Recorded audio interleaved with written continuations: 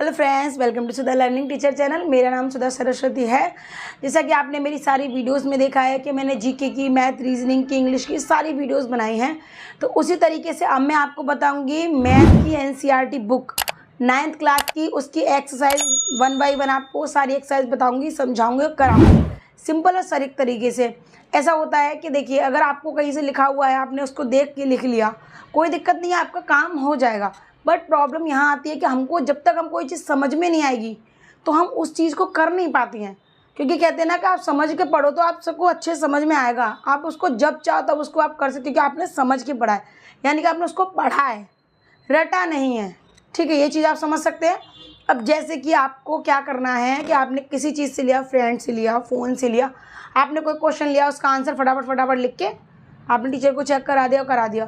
Teacher को क्या है, उन्होंने सोचा कि बच्चे ने अपने आप से किया होगा तो अच्छे से किया, चलो ठीक है, अच्छा है, बढ़िया है। वो ये नहीं पूछते बेटे छापा है, नकल की, ऐसा कुछ नहीं पूछते। मगर आपके लिए प्रॉब्लम आती है आपके एग्ज़ाम टाइम में, क्योंकि हमारे एग्ज़ाम्स होते हैं तो आपने देखोगे एग्ज़ाम में बहुत ही ज़्यादा हमको दिक्कत और बहुत प्रॉब्लम का सामना करना पड़ता है। क्यों? क्योंकि उसमें मैथ के सवाल आते हैं। क्योंकि अभी हम टीचर एक्सरसाइज कराएंगे तो हमको लाइन बाय लाइन सब याद है, बट उसमें से क्या होता है, आगे से आ गया, पीछे से आ गया, बीच में से आ गया, फिर उसके आगे, फिर उसके पीछे, तो बच्चे कन्फ्यूजन के लिए बहुत ज़्यादा परेशान हो जाते हैं। तो वो क्या है कि तभी कहते हैं ना कि आपको समझ के पढ़ना। आप एक क्वेश्चन डेली पढ़ो, 2 क्वेश्चन पढ़ो, बट आप कोई भी चीज़ को समझ के पढ़िएगा। उसको थ्योरी के थ्रू आप धीरे धीरे ध्यान से समझिएगा। कोई एक्सरसाइज करने से पहले उसके जो एग्जाम्पल्स होते हैं उनको एक बार पढ़िएगा ज़रूर, क्योंकि एग्जाम्पल से हमको इतनी हेल्प मिलती है, आधे से ज़्यादा सवाल हम खुद निकाल सकते हैं, क्योंकि एग्जाम्पल्स में उसी के थ्रू सवाल दिए जाते हैं, एग्जाम्पल उदाहरण दिए जाते हैं, जो उसमें क्या उसको बताया जाता है। आप उसी तरीके से आपको एक्सरसाइज में से करना होता है। तो आपका वो पॉइंट बाय पॉइंट तभी कहते हैं कि सारी बुक्स के एग्जाम्पल्स, आपने देखा होगा हिंदी इंग्लिश के बोलते ना कि हिंदी के शब्द अर्थ को आप पढ़िए, तो उससे क्या आपके बहुत सारा, और हिंदी का पूरा पार्ट एक बार पढ़ लीजिए, आपका क्वेश्चन आंसर, आपकी खाली जगह जो भी कुछ है आप इजी तरीके से कर सकते हैं। उसी तरीके से मैथ का काम होता है कि मैथ के आप एग्जाम्पल्स को सारा पढ़ लीजिए। थ्योरी होती है, आपको टाइम मिलता है, थ्योरी है तो एक बार से इसको पढ़ लीजिए, क्योंकि थ्योरी पढ़ने से बहुत सारी चीज़ समझ में आती है हमको। डायरेक्ट हमने कोई चीज़ देखी, हमको नहीं समझ में आएगी जब तक हम उसकी पूरी विधि ना देखेंगे, यानी कि पूरे उसकी इंग्रेडिएंट नहीं देख सकते, तब तक हमको कोई चीज़ समझ में नहीं आती है। तो इसी तरीके से मैं आपको उसकी एनसीईआरटी 9th क्लास की आपको उसकी एक्सरसाइज 1 बाय 1 बताती जाऊंगी। सबसे फर्स्ट नंबर पे आपको एग्जाम्पल के थ्रू क्या है, मैं आपको कुछ पॉइंट्स बताऊंगी जो इंपॉर्टेंट रहते हैं हमारे, जैसे कि आपकी पूर्ण संख्या, पूर्णांक, अपरिमेय, तो उनके बारे में छोटे छोटे से पॉइंट्स बताऊंगी। इंपॉर्टेंट है, आपको ध्यान से समझिएगा, पूरी वीडियो को एंड तक जरूर देखिएगा, तभी आपको सारी चीज़ समझ में आएगी कि मैंने किस तरीके से क्या क्या चीज़ें आपको बताई हैं। तो वीडियो स्टार्ट करेंगे हम। देखिए, सबसे पहले हम यहाँ पर आज डाले देते हैं मैथमेटिक्स, ठीक है, class 9th, mathematics class 9th। क्या है आपके एनसीईआरटी, देखिए, ठीक है, मैथमेटिक्स क्लास 9th एनसीईआरटी। तो वही बुक्स की मैं 1.1 एक्सरसाइज कराऊंगी, लेकिन उससे पहले मैं आपको 2-4 पॉइंट बताऊंगी, तो वो आपको ध्यान से समझ लें, ठीक है। आप देखिए, सबसे फर्स्ट पॉइंट मैं आपको बताऊंगी पूर्ण संख्या। एक हमने हेडिंग डाल दी। अब मैं आपको एक पूर्ण संख्या बताऊंगी। अब आपको एक चीज़ ध्यान रखना है कि पूर्ण संख्या क्या होती है। पूर्ण संख्या एक संख्याओं का समूह होती है। क्या होती है? पूर्ण संख्या संख्याओं का समूह होती है। अब जैसे कि आपने देख लिया, यहाँ से हम दिखाएंगे आपको 1, 2, 3, 4 एक्सेट्रा, ठीक है। इसमें क्या होता है, आप एक चीज़ आप ध्यान समझेंगे, इसमें इसका हमको एक प्रतीक होता है कि हम कहते हैं ना कि हमको पूर्ण संख्या का, जैसे कि आपने बहुत सारे सब वर्ड्स देखे होंगे, जैसे कि आपका कार्य का क्या है कि वर्ड W से वृद्ध से, तो इसी तरीके से आपको इसका एक प्रतीक होता है। इसका प्रतीक यानी हमको उसको किस तरीके से किससे दर्शाते हैं, तो देखिए इसको क्या कहते हैं, W से दर्शाते हैं, ठीक है, W से दर्शाते हैं। ये आपने बहुत कम देखा होगा, ये कि W से दर्शाते हैं। तो अब देखेंगे आप 0, 1, 2, 3, 4, 5, 6, 7 एक्स्ट्रा बहुत सारी। इसमें क्या होता है, कोई माइनस का नहीं आता है, ठीक है। तो आपने क्या, इसमें डायरेक्ट यही रहेंगे। तो ये पूर्ण संख्या आपकी क्या होती है, 0, 1 से लेके पूरा इन्फिनिटी, और W से इसको आप क्या करते हैं, W से हम इसको दर्शाते हैं।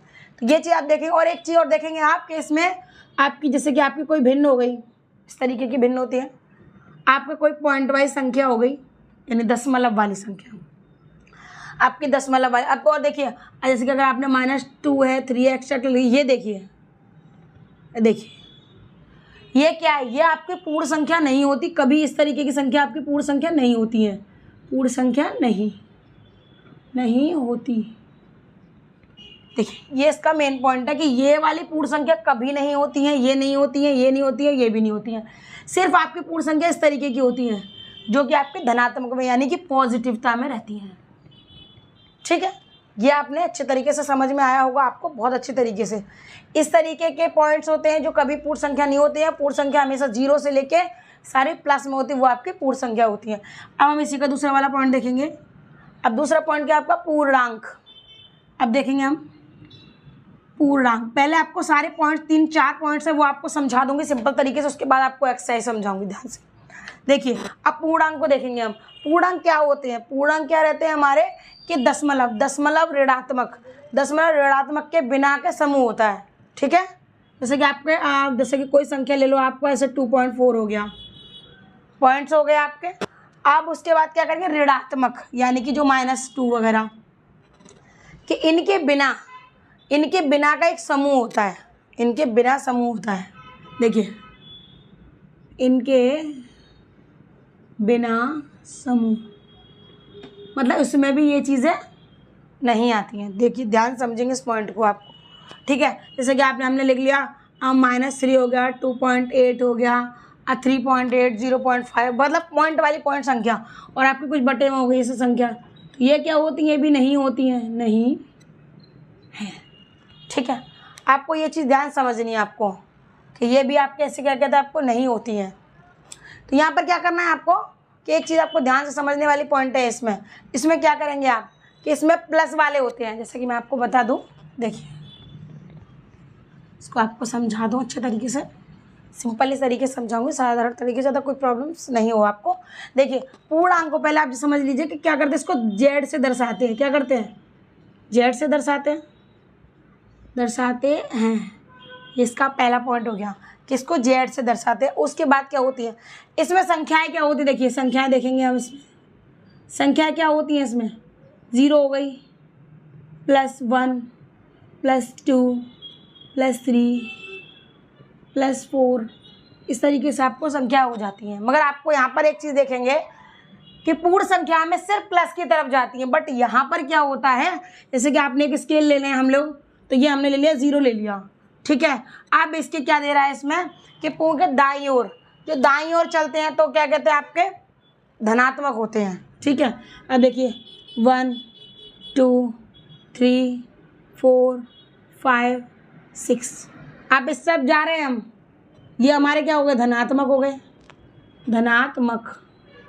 अब हम इधर आएंगे, इसमें -1, -2, -3, -4 और -5, इसमें ऋणात्मक धनात्मक दोनों ही रहते हैं। आपको ये चीज़ देखेंगे, अभी जो मैंने बताया था आपको वो इसके थ्रू बताया था मैंने, बट आपको देखेंगे कि इसमें क्या होता है, दोनों ही होते हैं। देखिए धनात्मक ऋणात्मक, देखिए ये तो आपका 0 हो ही गया। ठीक है, यहाँ आपके ऋणात्मक होते हैं, इधर आपके धनात्मक होते हैं, ये आपने देख लिया। तो ये आपका स्केल है, जेड से दर्शाते इस तरीके से। आपको इस तरीके से स्केल के थ्रू समझो, मैंने स्केल के इसलिए समझाया है आपको आसानी हो जाए कि इधर प्लस में रहते हैं और इधर वाले आपके माइनस में रहते हैं। ये आपके पूर्णांक कहलाते हैं। ठीक है, पूर्णांक में माइनस भी आते हैं, प्लस भी आते हैं, और पूर्ण संख्या में सिर्फ प्लस वाले आते हैं। ये आपको ध्यान समझना है। ठीक है, अब हम आपको बताएंगे पॉइंट नंबर 3। पॉइंट नंबर 3 हमारा क्या रहेगा, देखिए पॉइंट नंबर 3 रहेगा हमारा परमेय संख्या। परमेय संख्या, अब देखिए परमेय संख्या। अब जैसे कि हम समझ लेते हैं कि परमेय संख्या को हम किस तरीके से दर्शाते हैं, तो परमेय संख्या को क्या करते हैं, P/Q से दर्शाते हैं। देखिए P/Q से दर्शाते हैं, P/Q से दर्शाते हैं। अब देखेंगे इसमें क्या दे रहा है, Q 0 नहीं होता, यानी जो Q की संख्या होती है वो 0 कभी नहीं आता। नीचे जो अंश और हर होते हैं तो हर में कभी 0 नहीं आता है, Q 0 नहीं होता। ठीक है, अब आप देखेंगे Q 0 कभी आपका नहीं होता। अब इसमें चलिए छोटी सी चीज़ें समझेंगे आपको एक तरह से एग्जाम्पल। जैसे इसका एग्जाम्पल आप इसको मान सकते हैं, इसका एग्जाम्पल आप इसको मान सकते हैं, सेम प्रोसेस वही है, ठीक है। P अपॉन Q से दर्शाते, Q शून्य नहीं होता है, ये आपने समझ लिया अभी आपको। अब मैं आपको बताऊंगी कि प्रमेय संख्या होती कौन कौन सी। तो देखिए आपकी 0 हो गई, 1/2 हो गई, ठीक है। अब आप एक चीज़ देखेंगे, देखिए 13 प्लस में हो गई, माइनस आपका 6 मान लीजिए, कोई भी मान लीजिए, बट देखिए बटे में भी हो गई यानी भिन्न में हो गई आपकी, माइनस में हो गई, प्लस में हो गई, 0 तो आपका रहता ही रहता है, वो आपको पता ही है। जैसे कि अब देखिए ये तो आपकी क्या होगी, परमेय संख्या हो गई, परमेय संख्या। अब इसी तरीके से और आपको बताऊंगे परमेय संख्या किस तरीके से। देखिए 0.1 है, 0.1, 0/2, 0/4, 0.6 वगैरह वगैरह, आप जैसा एक्स्ट्रा जो आप भी आगे देख सकते हैं। इस तरीके से क्या है, इसमें 0 ऊपर है, वो आपका परमेय संख्या हो गई आपकी, ये हो गई आपकी परमेय संख्या, परमेय संख्या, ठीक है। और एक चीज़ और देख लीजिए आप इसमें, और जो इसके अगर इसको बदल दिया जाए आपको, जैसे कि आपको 1/0 हो गया, 2/0 हो गया, ये देखिए ये आपके कुछ पॉइंट्स हैं, इनको समझिए ध्यान से। आपका 3/0 हो गया ना। तो ये क्या हो गई आपकी, ये परमेय संख्या नहीं है, क्योंकि इनका मान अनंत आता है, परमेय संख्या नहीं है, ये परमेय संख्या नहीं, क्योंकि इनका मान अनंत आता है। आप किसी भी संख्या का 0 का भाग संख्या में देंगे तो वो क्या अनंत मान आएगा उसका, ठीक है। आप ध्यान रखेंगे इसका मान क्या, देखिए अनंत मान आएगा, ठीक है, अनंत मान आएगा, ये आपने समझ लिया। अब मैं आपको पॉइंट नंबर 4 बता देती हूँ। देखिए पॉइंट नंबर 4 में, वो भी बहुत इंपॉर्टेंट है, वो आपको बहुत अच्छे से समझना है। जैसे कि ये परमेय था, वो अपरमेय है, यानी कि इसी एक्सरसाइज का पॉइंट नंबर 4 अपरमेय, क्योंकि वो भी हमारा इंपॉर्टेंट है, ठीक है। ये तो आपकी परमेय हो गई। देखिए पॉइंट नंबर 4 देखेंगे, पॉइंट नंबर 4 क्या, हमारा अपरमेय संख्या। जैसा कि मैंने आपको अभी बताया था कि नीचे वाला है परमेय, देन ऊपर वाला है अपरमेय, अपरमेय संख्या, ये संख्या मैंने शॉर्टकट में डाल दिया, ठीक है, अपरमेय संख्या हो गया। अब हम इसमें सोचें अपरमेय संख्या क्या होती है। अपरमेय संख्या क्या होती है, अपरमेय संख्या हमारी होती है वास्तविक संख्या, यानी रियल नंबर होती है। देखिए वास्तविक संख्या, मैं आपको शॉर्टकट सिंपल तरीके से इसलिए समझा, ज़्यादा डिटेल की तरह नहीं समझा रही हूँ, वरना आप जैसे मैं बोल रही हूँ आप चाहो तो उसको और बड़ा लॉन्ग लिख सकते हो, शॉर्ट तरीके सिंपल तरीके जो आपको समझ में आ जाए। देखिए वास्तविक संख्या होती है, फर्स्ट पॉइंट का समझेंगे, वास्तविक संख्या होती है। अब उसके बाद देखिए इसको क्या कहते हैं, पूर्णांक के रूप में इसको आप व्यक्त नहीं कर सकते हैं। देखिए जैसे कि आप P/Q है, इसके रूप, देखिए यहाँ पर क्या दे रहा है आपको, P/Q से दर्शाते हैं, इससे प्रदर्शित कर, लेकिन यहाँ P/Q इसके रूप में व्यक्त नहीं कर सकते। समझने वाली चीज़ें देखिए थोड़ी थोड़ी चेंजिंग है, बट आपको ध्यान से पॉइंट समझना है, ये काफ़ी इंपॉर्टेंट पॉइंट रहते हैं। ये समझ में आ गया तो आप इसकी डेफिनेशन इजी तरीके से लिख सकते हैं। अब हम क्या करेंगे, देखो P/Q इसके रूप में हम इसको नहीं लिख सकते हैं, यानी कि P/Q को हम नहीं लिख सकते हैं, ठीक है, समझ गए आप। इसमें क्या करना है आपको, P/Q आपको व्यक्त में नहीं लिखना है और नहीं आपको करना है। अब मैं आपको इसको बताऊं, देखिए इसी का आगे का एक चीज़ और बताऊं, परमेय और परमेय संख्या में अगर आप परमेय और परमेय संख्या को जोड़ेंगे, आप इन दोनों का योग करेंगे तो हमेशा अपरमेय संख्या आएगी। जैसे कि आप देखिए शॉर्टकट में आपको दूँ, परमेय प्लस परमेय, यानी परमेय संख्या प्लस परमेय संख्या बराबर अपरमेय संख्या, अपरमेय संख्या। ये एक तरीके से आप फॉर्मूला समझ लीजिए इसको, दो परमेय संख्या जोड़ेंगे तो हमेशा अपरमेय संख्या ही उसका आंसर निकल के आता है। ये आपको पॉइंट है, ये आपको बहुत अच्छे तरीके से समझ लेना। अब देखेंगे हम Q शून्य नहीं हो, Q अगर शून्य नहीं हो तो अपरमेय संख्या क्या होती है आपकी, दशमलव के प्रसार से ना होकर, दशमलव के प्रसार से ना होकर वो क्या होती है, समाप्त भी नहीं होती और आवर्ती होती है, समाप्ति नहीं होती आवर्ती होती है। देखो आप ध्यान समझें इस पॉइंट को कि देखिए इसमें क्या है कि अपरमेय संख्या आपके इस रूप से आप व्यक्त नहीं कर सकते हैं। इसमें सबसे बड़ा पॉइंट क्या हो जाता है कि क्यू शून्य ना हो, क्यू शून्य ना हो तो अपर में संख्या क्या होती है, समाप्त हो जाती है। समाप्त, समाप्त ना आवर्ती ना होती, समाप्ति भी ना होगी और आवर्ती ना होगी, दोनों चीज़ नहीं होगी। देखिए क्यू शून्य ना हो तब, क्यू शून्य में ना दिया हो तो देखिए अपर में संख्या, क्यू शून्य में ना दिया हो अपर में संख्या दशमलव प्रसार न समाप्त होती और न आवर्ती होती। देखिए पूरा ही मैंने पॉइंट लिख दिए। देखिए सिंपल से पॉइंट है कि क्यू शून्य ना हो तब अपर में संख्या दशमलव प्रसार ना समाप्त होती और ना आवर्ती होती है। ठीक है, अब इसका एग्जाम्पल समझ लीजिए आप। एग्जाम्पल तो उसका देखिए इंपॉर्टेंट है ही आपका।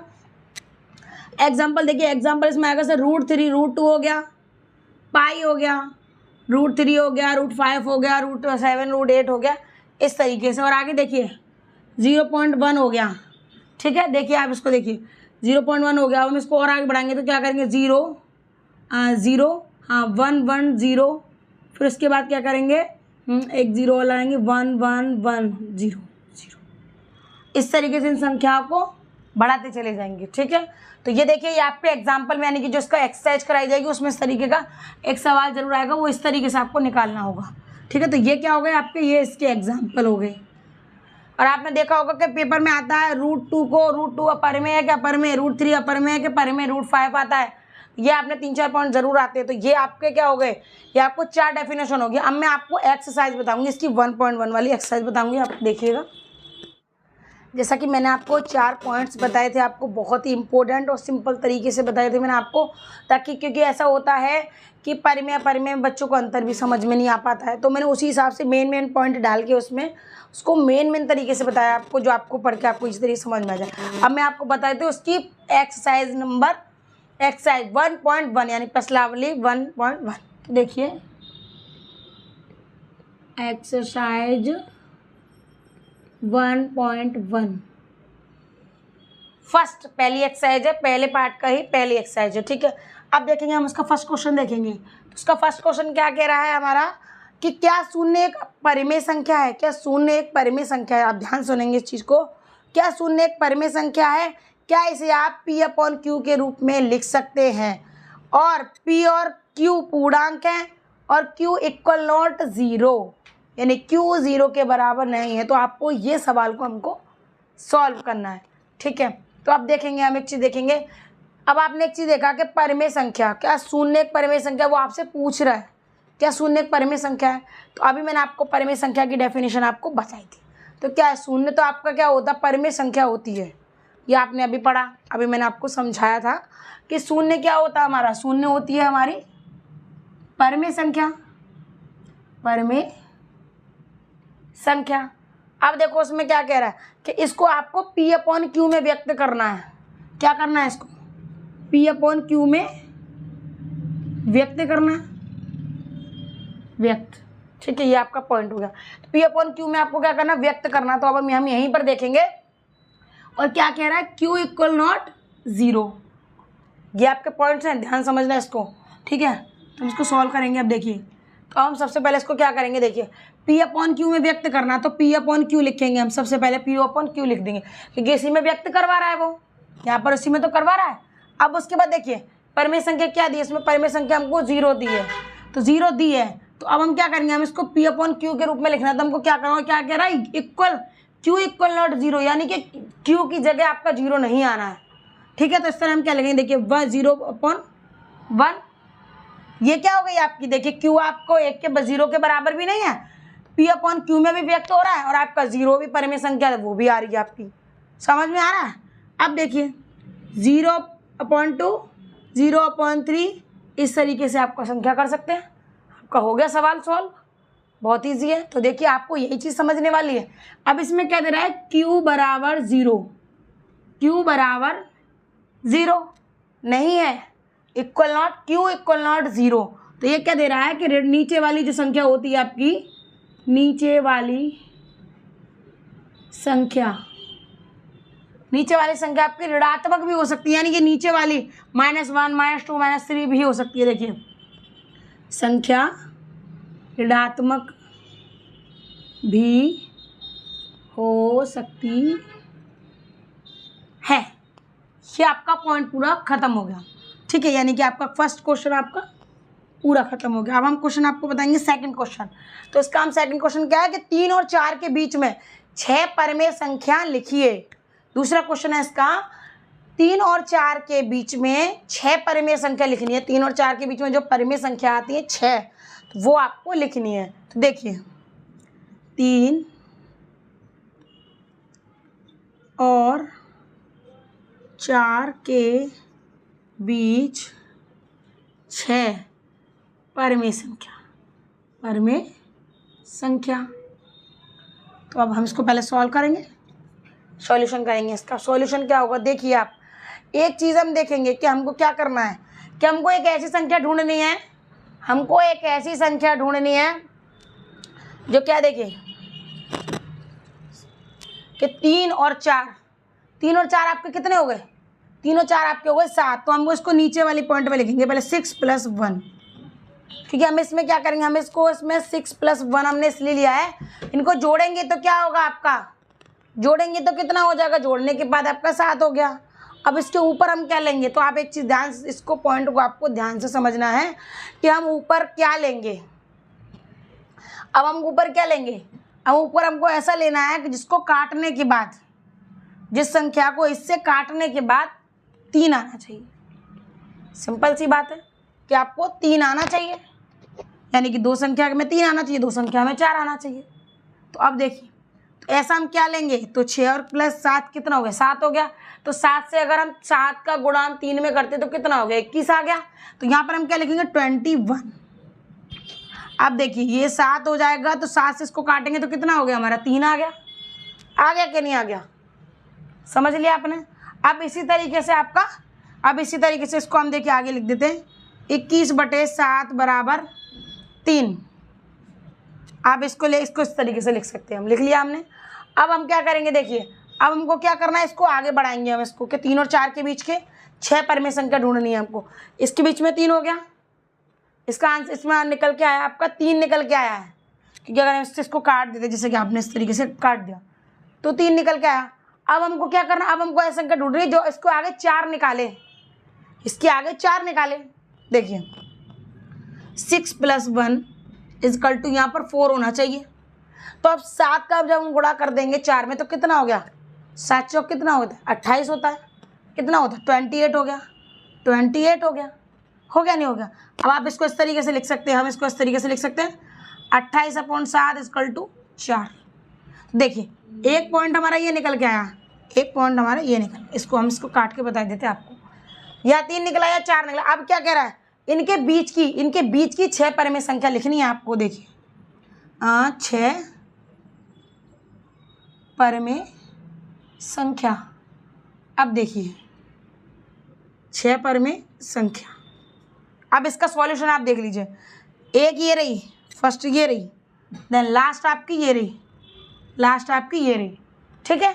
अब आपको इन दोनों संख्याओं को हम ये लिखेंगे, तो सबसे पहले हम ये लिखेंगे, क्या लिखेंगे, 21/7, क्योंकि इन दोनों का जोड़ भी कितना हो रहा है, 7 हो रहा है कि नहीं हो रहा है। आप देखिए 21 से लेके हम कहाँ तक जाएंगे, लास्ट के 28 है, तो 21 के बाद जाएंगे हम। देखिए 22/7, 23/7, 24/7, 25/7, 26/7, देन 27/7 और एक लास्ट हो गया आपका 28/7। देखिए 28 आपका ये आ रहा है, ये आपका ये हो गया, ये आपका ये हो गया। तो अब इसके बीच में कितनी संख्या हो गई, 1 2 3 4 5 6 हो गई आपकी संख्या। देखिए 1 2 3 4 5 6। तो और वो क्या बोल रहा था, 3 और 4 के बीच में 6 परमेय संख्या बोल रहा था, तो 6 आपकी परमेय संख्या ये रही, ये आपकी 6 परमेय संख्या, क्योंकि पहले 3 का मान ये रखेगा, 4 का मान ये रखेगा। देखिए 7 या 21, 7 चौक 28, 3 और 4 के बीच में परमेय संख्या हो गई आपकी ये। ये आपको समझ में आ गया कि ये हो गई आपकी परिमेय संख्या। आप इस तरीके से आप सवालों को निकालेंगे, इस तरीके से आपको देखना है। ऐसी कोई संख्या लो कि इन दोनों को जोड़ के नीचे लिख दो, और ऐसी कोई ऊपर संख्या लो जिसका मान पहली संख्या का यहाँ आ जाए, दूसरी संख्या का यहाँ आ जाए, और दोनों के बीच में क्या करना है आपको, जो भी इसका मान निकल के आता है आपका तो ये लिख देना है, ये लिख देना, इनके बीच की संख्या और लिख देनी है, सारी लाइन बाई लाइन लिख देनी है। तो 4, 5, 6 जो भी पूछ रहा है, 7 पूछ रहा है, जो भी पूछ रहा है, आप उसको आप आराम से लिख सकते हैं। ठीक है, अब मैं आपको बताऊँ तीसरा नंबर क्वेश्चन। अब देखेंगे क्वेश्चन नंबर 3। अभी आपने देखा पहला और दूसरा, आप देखेंगे क्वेश्चन नंबर 3। तो क्वेश्चन नंबर 3 क्या कह रहा है हमारा कि 3/5 और 4/5 के बीच में 5 परिमेय संख्या निकाली। जैसा कि अभी आपने दूसरा क्वेश्चन देखा था कि 3 और 4 के बीच में पूछ रहा, अब इसमें बटे में पूछ रहा है, यानी कि भिन्न में पूछ रहा। देखिए 3/5 और क्या दे रहा है, 3/5 और 4/5, 4/5 के बीच की 5 परिमेय संख्या, 5 परिमेय संख्या, 5 परिमेय संख्या बोल रहा है। अभी आपने देखा कि सादा सादा था, सिंपल सिंपल था। अब यहाँ पर बटे में यानी भिन्न में। अब देखेंगे हम, जैसे कि मैंने आपको पहले बताया, इसमें थोड़ा सा पोजीशन इसकी चेंज हो जाती है। सॉल्यूशन करेंगे अब हम। सबसे पहले हम लिखेंगे 3/5। अब देखिए, अब हमको ऐसा क्या हमको आगे करना है जो हमको आंसर में यही मिले 3/5। अब आप सोचिए, इस चीज़ का आपको दिमाग लगाने वाली बात है। हमको ऐसा इसके साथ में क्या करना है कि हम उसको करने के बाद भी हमारा 3/5 ही मिल जाए हमको। ठीक है, तो अब हम क्या करेंगे, देखिए 3 के बगल में हम एक 0 लगा देंगे, 5 के बगल में भी हम क्या लगाएंगे, 0 लगाएंगे। लग गया 0। अब आप इससे इसको काट दो, क्या मिल गया, 3/5 मिल गया। इसके बाद इसको अगर आप, क्योंकि हम बटे में होता है, आपको पता है बटे में सेम संख्या होती तो कट जाती है, तो यहाँ 0 से 0 कटता है। आपने देखा होगा कभी ऐसे ये लिखा हुआ 2/10 गुणा 100 लिखा हुआ है, तो आप सॉल्व कैसे करेंगे, पहले 0 से 0 ही तो काटेंगे, उसके बाद तो आगे सॉल्व करेंगे। इसी तरीके से आप इसको करेंगे। ठीक है, इसी तरीके से आप इसको करेंगे। तो क्या मिला हमको, 30/50 हो गया, क्योंकआंसर हमारा वही हो गया। अब हम इसी तरीके से 4/5 को भी सॉल्व करेंगे। देखिए 4/5 इसको भी कर देंगे, 40/50 बराबर, 40/50 बराबर कितना लिख गया, 4/5। कितना हो गया, 4/5 हो गया। तो यही आपको समझने वाली चीज़ है कि ये हो गया। अब आपको क्या मिल गया, 30/50 मिल गया और आपको 40/50 मिल गया आपको। अब हम इसी तरीके से इसको प्रोसेस में आगे बढ़ाएंगे। ठीक है, अब देखिए, अब हम आगे बढ़ेंगे। अभी हम इसको देखो, यहाँ लिखेंगे। सबसे पहले हम ये वाला लिखेंगे, मैंने आपको बताया था ये हो जाती है आपकी फर्स्ट, और ये हो जाती है आपकी लास्ट में, जो 5 है जो भी है लास्ट हो जाती है आपकी लास्ट। ठीक है, सबसे पहले हम लिखेंगे 30/50, 30/50 लिखेंगे। अब वो क्या कह रहा है कि इन दोनों के बीच की 5 परिमेय संख्या लिखनी है आपको। तो 30/50 के आगे क्या होगा, 31/50, फिर हो गया 32/50, 32/50। इसी को प्रोसेस को हम आगे बढ़ाएंगे, 33/50, 34/50, 35/50। देखिए 1 2 3 4 5, वो बोल रहा है इसके और इसके बीच की 5 चाहिए हमको, चाहिए। अब हम क्या करेंगे, हम इसके बाद 5 हमको मिल गई, आपको और चाहिए होगी तो आप उसको और भी बढ़ा सकते हैं, जैसे कि 35 का 36, 37, 38, 39। ठीक है, तो हमने यहाँ पर लास्ट लिख दी क्योंकि हमको 5 चाहिए थी, 5 मिल गई। देखिए ये पहला वाला हो गया, ये आपका हो गया 3/5, ये क्या हो गया आपका 4/5 हो गया। संख्या आपको मिल गई 1 2 3 4 5, 5 परिमेय संख्या आपकी निकल के आ गई। ये आपका आंसर हो गया, ये आपका आंसर हो गया नहीं हो गया आपको। ये इस तरीके से निकालना है, बस सिंपल सा, बहुत इजी है। आप ध्यान से समझेंगे तो आपको बहुत तरीके से समझ में आ जाएगा। आ गया। अब मैं आपको पॉइंट नंबर देखिए 4 चौथा वाला बताऊंगी, जिसमें आपको क्या करना है, आपको सही गलत है आपके, तो वो आपको बस एक बार समझ लेना अच्छी तरीके से, आपको वो आराम से आप समझ लेंगे तो उसको उसमें कोई दिक्कत नहीं है। फिर आपकी एक्सरसाइज 1.1 खत्म हो जाएगी पूरी, क्योंकि इसमें सिर्फ 4 क्वेश्चन है, मात्र 4 क्वेश्चन है आपके। देखिए इसमें क्या दे रहा है कि कारण कि सही और आपको गलत निकालना है, सही और आपको गलत देखना है। देखिए क्वेश्चन नंबर 4, सही और गलत बताएं। ये वाला आपका पॉइंट देखिए, सही और आपको गलत बताएं। ठीक है, अब देखेंगे हम इसका फर्स्ट पॉइंट क्या कह रहा है। फर्स्ट पॉइंट कह रहा है प्रत्येक प्राकृतिक संख्या एक पूर्ण संख्या होती है। प्रत्येक प्राकृतिक संख्या एक पूर्ण संख्या होती है। तो क्या है कि हाँ, प्राकृतिक संख्या ये नेचुरल नंबर, प्राकृतिक संख्या पूर्ण संख्या भी क्या क्या होल नंबर। तो क्या हो गया कि दोनों संख्या क्या होती है, प्रत्येक प्राकृतिक संख्या पूर्ण संख्या होती है कि हाँ, क्योंकि वो भी प्राकृतिक संख्या भी वही होती है, पूर्ण संख्या भी वही होती है। तो फर्स्ट पॉइंट क्या हो जाएगा आपका, सही हो जाएगा कि हाँ होती है, सही हो जाएगा आपका, हो गया। अब आपका सेकंड पॉइंट देखेंगे, प्रत्येक पूर्णांक एक पूर्ण संख्या होती है। जो पूर्णांक संख्या होती है, जैसा कि अभी मैंने आपको पहले पॉइंट में बताया था कि जो पूर्णांक संख्या होती है हमारी, पूर्णांक होती है वो सारी, पूर्णांक संख्या कभी भी हमारी पूर्ण संख्या नहीं होती है। क्या नहीं होती है, पूर्ण संख्या हमारी कभी नहीं होती। क्यों, क्योंकि पूर्ण संख्या में क्या होता है, पूर्ण में आता है 0 1 2 3 4 5। पूर्णांक में क्या आता है, पूर्णांक में आपके माइनस प्लस दोनों आते हैं। तो उसमें इसी तरीके से पूछ रहा है कि प्रत्येक पूर्णांक एक पूर्ण संख्या होती है, तो आप कह सकते नहीं, क्योंकि अगर पूर्णांक आप प्लस में आपका तो पूर्ण कहलाएगा, लेकिन माइनस में हो तो थोड़ी पूर्ण कहलाएगा। तो इसलिए क्या हो जाएगा, दूसरा पॉइंट क्या हो जाएगा आपका, असत्य हो जाएगा।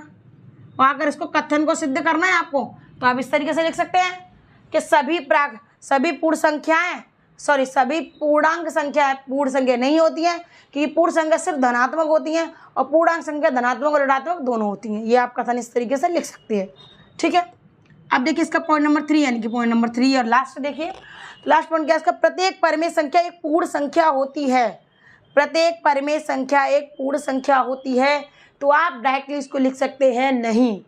क्यों, पूर्ण संख्या होती है आपको, जैसे मैंने आपको बताया 0 1 2 3 4 5 6 7 आगे।